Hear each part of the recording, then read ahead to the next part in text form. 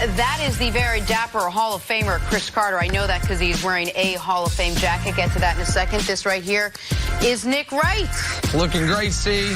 I don't think you've ever worn that on the show. No, I haven't. Christine had an amazing tie with my other jacket, and then I was traveling because I'm traveling today. My Hall of Fame jacket was there, and I saw, man, this is a nice match. Let me wear it, Hall of Fame weekend. So we'll do it, at least for the first segment. But that's where you're traveling to, the Hall of Fame weekend. Hall of NFL season starts tonight. First NFL game. Yep. Season number 100. Let's get it. Atlanta plus 2.5. Well, we've got a big NFL show for you today. Ezekiel Elliott and the Cowboys are reportedly nowhere near a new deal. Sean McVay says he cost the Rams a Super Bowl, but we're going to start with the team that won that Super Bowl, the New England Patriots. To the surprise of absolutely nobody, Tom Brady's at Patriots training camp this week. He is quite familiar with the daily grind there at camp. Brady, who turns 42 on Saturday, is entering his 20th season, fresh off his 6th Super Bowl ring. There's only one issue. He doesn't have a deal past this season. But has he done enough to earn an extension? Yes, that was an actual question. Guys, that's up for talk show debate. What do you guys think? Should we take a poll? Sure. All right. Talk to Mr. Kraft. Come on. Yes, you said it during the soundbite. He looks great. But he looks young and he looks fresh and he looks happy to be there. And that was what he said in the rest of that soundbite. But see, let's start with this contract extension. Is it a big deal that he doesn't have a new contract at this point? I think in the world of sports, when you talk about one of the greatest players that's ever played the game and him not having a contract, I think it's a conversation. But as far as it being a big point, I don't think it's a big issue because I don't think it's a big issue with New England. Tom's not a guy that's consumed by money. Now, he makes a hell of a lot of money on and off the field, and his wife makes a hell of a lot of money, and God bless them for that. But Tom has made it a priority that he was going to allow New England for the last 7 years-ish to have the flexibility in the salary cap where he was going to be one of the best quarterbacks, but he wasn't going to be one of the highest paid. And that's one of the reasons why they've been able to be in 3 Super Bowls in a row at this point in his career. Now, how they've spent that money, sometimes Tom wanted his friends. Going back to Wes Welker, he wanted money. Tom wasn't making a great deal of money as far as the top quarterbacks. They didn't sign him. Randy Moss wanted money. They didn't sign him. Now, last year, they gave him an incentive clause and Gronk one to entice them to be able to come back, and it worked because they end up winning the Super Bowl.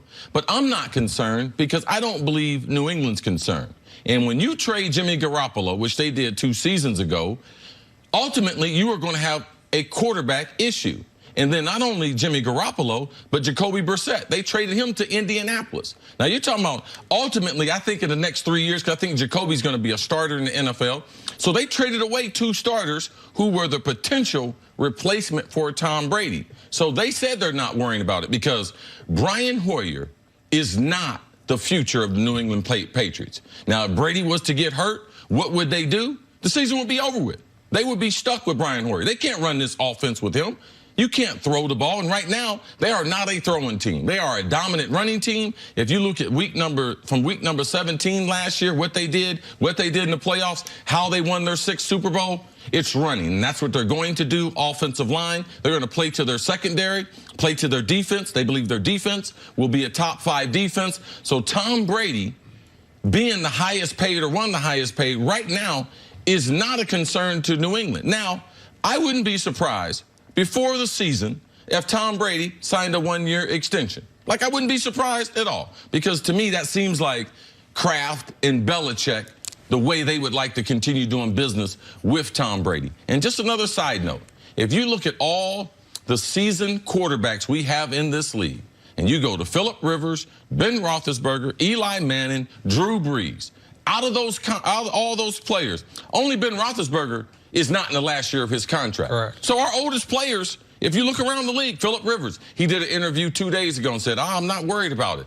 So last year, when you get to this stage, it is really year to year. Drew Brees, the last year's contract in New Orleans, he's getting the same type of questions. But you get to this stage, it's year to year in the NFL. And you know that the Chargers expect Phillip Rivers to be there after this year, but he doesn't have a contract after this year. The Saints would certainly welcome Drew Brees back after this year. I think it's more on the board that Drew, especially if they win a Super Bowl, would potentially retire. And they have the best backup because they got Teddy Bridgewater. Right, who, by the way, also is not under contract after this year. The Saints got no quarterbacks under contract after this year. Eli's in a bit of a different spot because we don't know if this will end up being the last year of his deal. Ben forced the issue. Ben wanted a contract extension, and I think if Brady forced the issue, he would get one. This is only not an issue because Brady is not making it an issue. This is only not an issue because Brady is doing one of the things that is first paragraph of the all-time greatest resume, which is always putting the team first, even if it's even just the slightest bit to his detriment. How long does Brady want to play till, Jenna? 45. Till he's 45. That means this year and 3 more. You know what Tom Brady would love to have? A 3-year contract extension. To have it on paper and locked in that if I want to be the New England Patriots quarterback until my age 45 season, I'm under contract. But he's not going to remove some of their ability to maybe, which I think they could do, go out and trade for Trent Williams, for example, in the next week and a half. They're not going to, and he's not going to make it a distraction or an issue, even though he has every right to. Tom Brady should never be in his walk year of his contract. He shouldn't have to answer those questions, but he doesn't need the money, to Chris's point. He has the built-in security of, man, Belichick maybe was planning on replacing me a few years back, but guess what? Belichick does have one boss, and that one boss, Mr. Kraft, is not in the business of replacing me. So I do find it interesting, but as long as Brady is laughing about it and joking about it, even if there was a little subtle, why don't you guys ask Mr. Kraft about it? I think he would prefer to have one. He's not going to allow it derail their attempt to repeat a Super Bowl champion. This has the feel, at least from the Patriots' perspective, that they're all in on what they have right now. They're just going to keep rolling this back. They're going to put Tom Brady back out there and maybe a piecemeal a little bit of the rest of the roster and see how far this group can take them. They're not thinking about their future. Getting Josh Rosen or something was not an option for them. They're going in with Brian Hoyer. You said they got rid of Brissett. They got rid of Garoppolo. They're just going to keep putting Brady out there because until he proves them otherwise, they're going to see how far they can take this. Typically, New England doesn't take a lot of risk. But in Tom Brady and dealing with him, they're taking a lot of risk. And I believe they're going to go year to year. And if Tom Brady slips, I believe that if he wants to retire, or Belichick wants to have another option, because I believe that Belichick really holds all the strings. I think that what they're trying to do, too, is continue to send the message to the team. Tom Brady is playing for his job. Everyone on this roster is playing for their job. It's the corporate thing. Do your job. Tom Brady should be concerned about playing football this season, not concerned about long-term. And I believe New England, they might do something before the season starts to alleviate that. But from a corporate message standpoint, it's easy to get the message point when Tom Brady is the ultimate. He's the best player we've ever seen play, the GOAT, and he's compromising every single year. And the one other element is when you think about the backup quarterback for Tom Brady, Brady, along with that class of 04, has had unprecedented health throughout their careers. Yeah. Brady had the one season where he Bernard Pollard blew up his knee. Other than that, he plays all 16 except for the year he was suspended. Eli never gets hurt. Phillip Rivers tore his ACL in a playoff game and didn't miss a game the following year. Drew Brees had the injury in San Diego before he went to New Orleans. He's been available. Big Ben gets dinged a little bit, but he's durable. So they have been unbelievable as far as the backup quarterback for these older quarterbacks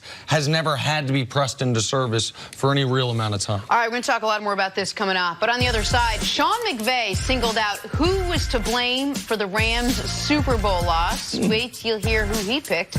That's next on FS1. And you can always check us out on the Fox Sports channel. That's on Sirius XM. We're back right after this.